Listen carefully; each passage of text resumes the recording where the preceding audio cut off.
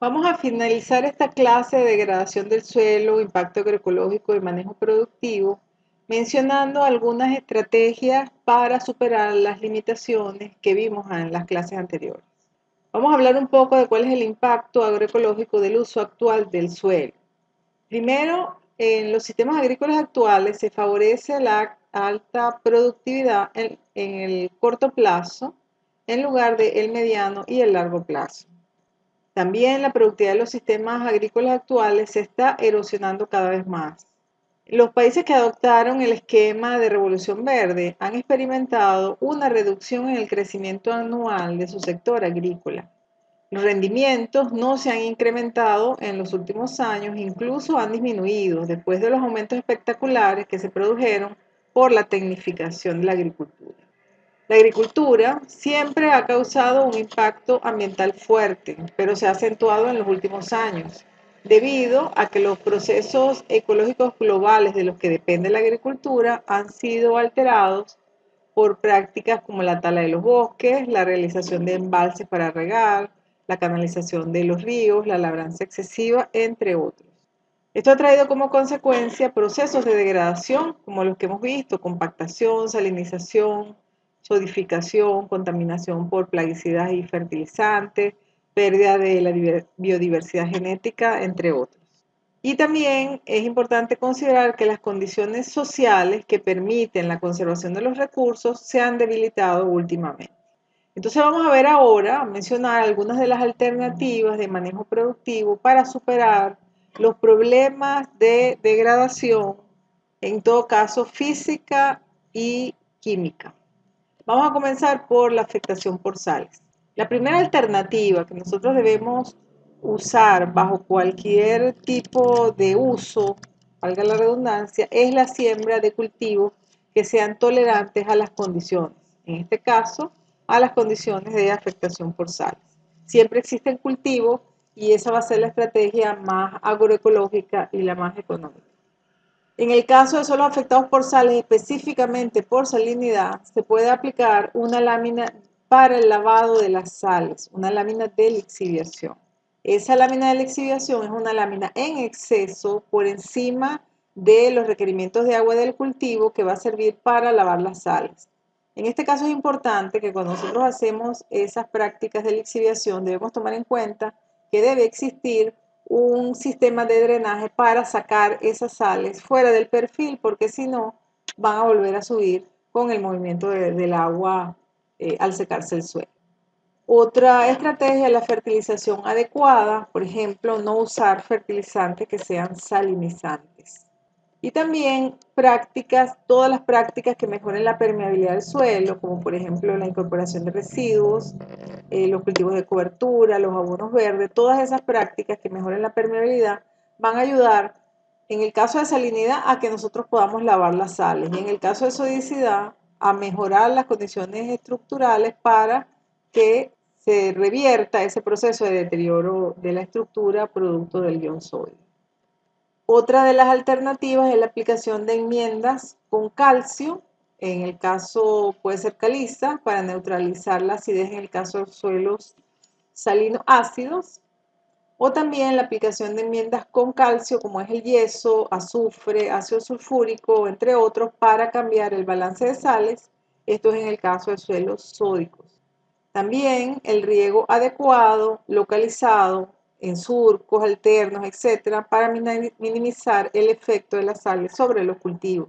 Es importante destacar que cuando haya alta concentración de sales en el suelo, nosotros debemos tratar que la planta o la zona donde se desarrollan las raíces de la planta esté lo más húmeda posible para que las sales estén disueltas. Con relación a la acidez del suelo, entre las alternativas tenemos la siembra de cultivos tolerantes a la acidez, igual que en el caso de afectación por sales, siempre hay cultivos que se adaptan a esas condiciones de acidez. La aplicación de enmiendas calcáreas, esta es la estrategia más utilizada, sobre todo cuando el problema es con aluminio intercambiable. Siempre que un suelo ácido tenga problemas de aluminio intercambiables, la única forma de eliminar ese problema es a través de la práctica de encalado o la aplicación de enmiendas calcáreas. Otra estrategia es incorporar materia orgánica al suelo, que va a permitir aumentar la capacidad de retención de nutrientes y por tanto va a mejorar la fertilidad del suelo en general.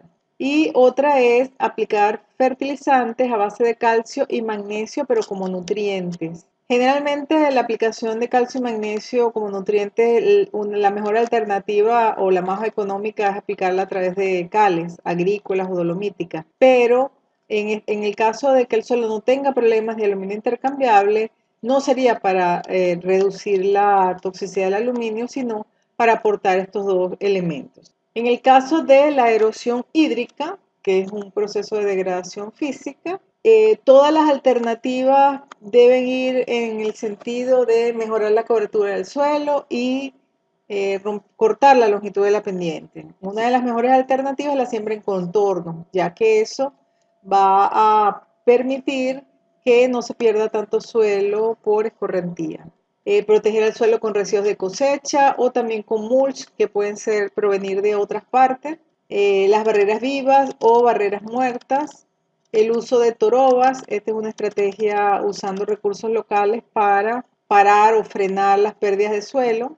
Los cultivos asociados, ya que estos cultivos van a tener diferentes requerimientos, altura, a nivel del suelo y van a permanecer el suelo cubierto la mayor parte del año. La reforestación en el caso de áreas que hayan sido totalmente degradadas. La construcción de muros de piedra, eso se hace mucho en zonas donde haya pedregosidad natural. Hay que quitar las piedras de la zona donde se labra y entonces se pueden utilizar para hacer muros que sirvan como terrazas. La construcción de terrazas, pueden ser terrazas de banco, terrazas de base ancha o también terrazas individuales si estamos hablando de cultivos permanentes, frutales, por ejemplo. Y zanjas de desviación o acequias de ladera. Entre las alternativas para los procesos de compactación o la degradación por compactación está la ruptura de la capa compactada con el uso de labranza profunda, con implementos como el subsolador o arado de cincel.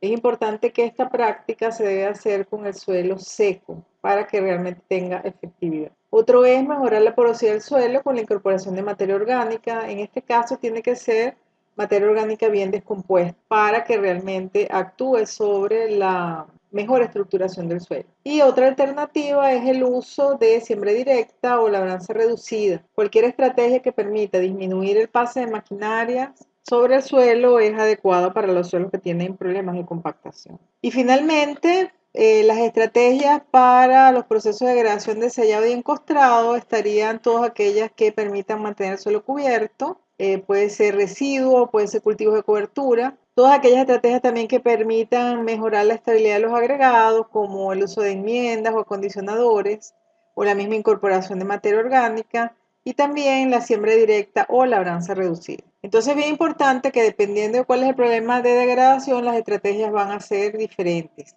y van a ir en la tendencia de proteger el suelo, mejorar la estructura, permitir el lavado del suelo, etc. Y fíjense que en muchos de los casos las estrategias están hacia la labranza reducida o hacia la incorporación de materia orgánica. Esas son prácticas que se pueden aplicar realmente para la mayoría de los procesos de degradación. Vamos a ver ahora algunos ejemplos. Fíjense en este es un cultivo en contorno, está aplicado, estos fueron sembrados en curvas a nivel, en sentido perpendicular a la pendiente.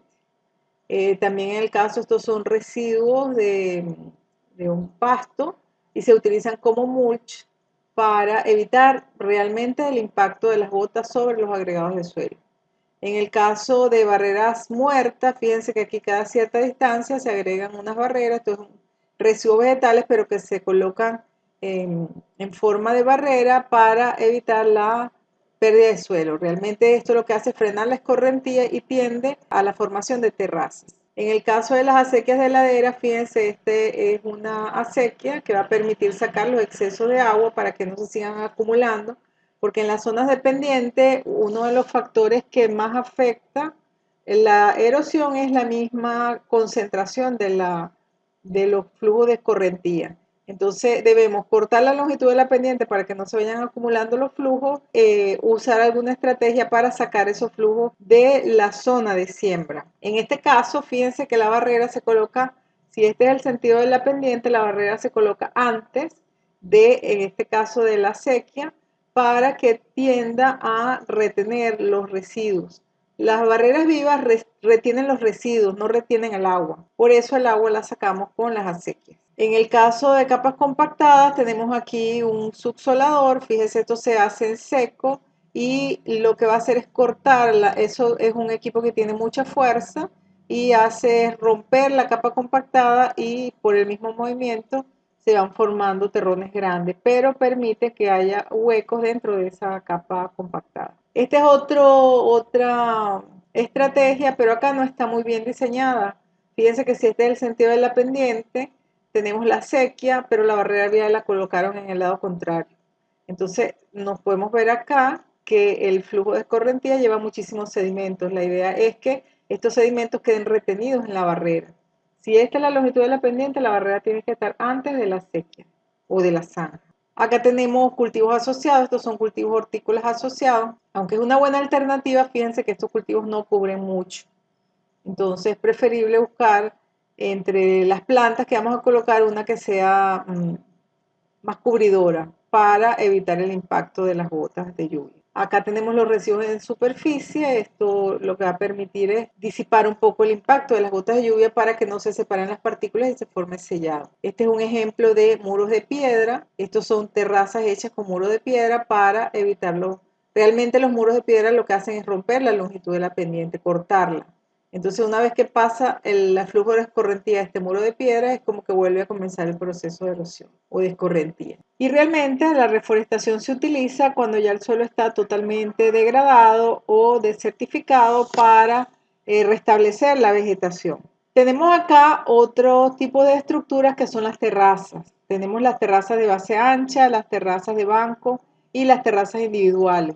En este caso, una terraza individual simple y una terraza individual con muro de piedra. En la terraza de banco lo que hacemos es hacer una estructura simplemente cambiando un poco la pendiente de una sección del terreno, pero entre terraza y terraza se mantiene el mismo relieve que tenía el terreno.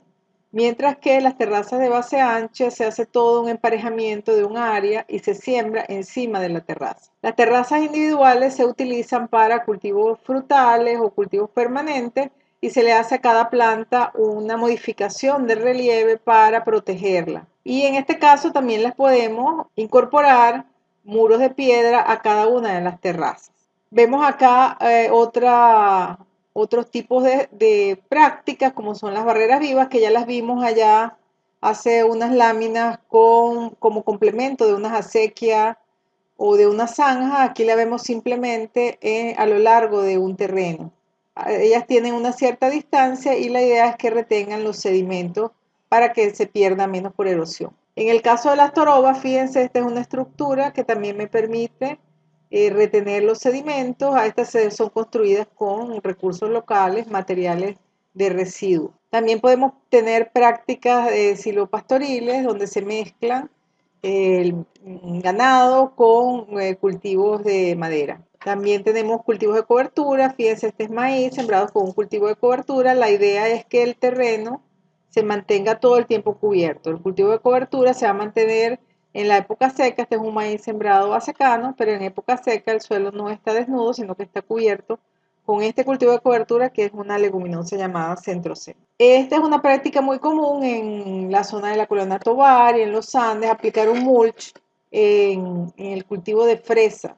Realmente lo aplican con la estrategia de proteger a la fruta, al fruto, de que no pegue del suelo, que no se llene de tierra, pero es muy buena práctica para evitar el impacto de las gotas y para disminuir el flujo de escorrentía. La incorporación de materia orgánica, como les comenté, es una de las estrategias que más se utiliza para todos los tipos de degradación de suelo, porque permite mejorar las condiciones químicas, físicas y biológicas, sobre todo mejorar la estructura del suelo. Esta materia orgánica, dependiendo del grado de descomposición que tenga, va a ayudar más o menos a la fertilidad química del suelo. Generalmente lo que ayuda es a la fertilidad física. En el caso de siembra directa, tenemos acá dos casos de siembra directa, uno sobre cultivos de cobertura, se ve que la vegetación está verde, es un cultivo de cobertura que está sembrado expresamente para colocarlo como base de residuos, pero residuos vivos.